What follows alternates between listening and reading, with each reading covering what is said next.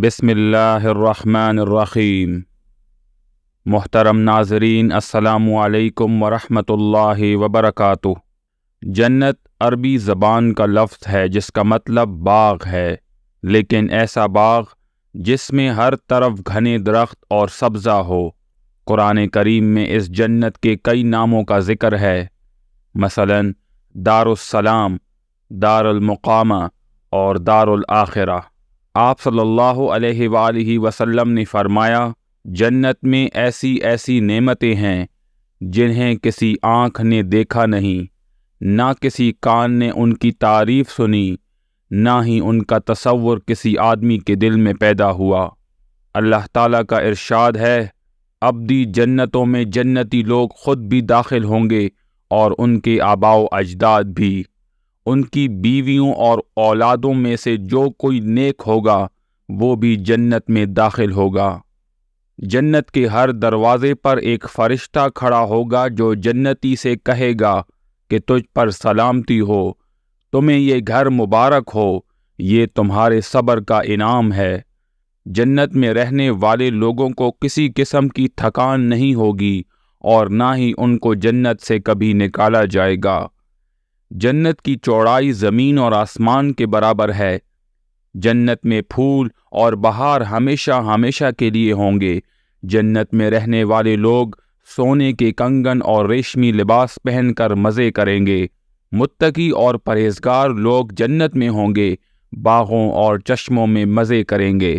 جنت میں رہنے والے لوگوں کی آنکھوں کی ٹھنڈک کے لیے ایسی ایسی نعمتیں تیار کی ہیں جس کا علم کسی نفس کو نہیں۔ احادیث کے مطابق جنت کے 8 دروازے ہیں، جن میں مشہور دروازوں کے نام باب الصلاۃ، باب الجہاد، باب الصدقہ اور باب الریان ہیں۔ قیامت کے دن سب سے پہلے آپ صلی اللہ علیہ وآلہ وسلم جنت کے دروازے پر آ کر دروازہ کھلوائیں گے۔ جنت میں 100 درجے ہیں، ہر درجے کا درمیانی فاصلہ 100 برس کی مسافت ہے۔ جنت کے گھر جس میں برتن سونے اور چاندی کے ہوں گے، گھر میں عود جلتی رہے گی تاکہ گھر خوشبو سے معطر رہے۔ صحابہ کرام نے پوچھا، اے اللہ کے رسول صلی اللہ علیہ وآلہ وسلم، جنت کیسی ہوگی؟ آپ صلی اللہ علیہ وآلہ وسلم نے فرمایا، اس کی ایک اینٹ سونے کی اور ایک چاندی کی، اس کا سیمٹ خوشبو والا مسک ہے جس میں موتی اور یاقوت کا استعمال ہوا ہے، اس کی مٹی زعفران ہے، جو شخص بھی اس میں داخل ہوگا وہ عیش کرے گا اور کبھی تکلیف نہیں دیکھے گا، ہمیشہ زندہ رہے گا، کبھی نہیں مرے گا۔ جنتیوں کے کپڑے بھی پرانے نہیں ہوں گے اور ان کی جوانی بھی کبھی فنا نہیں ہوگی۔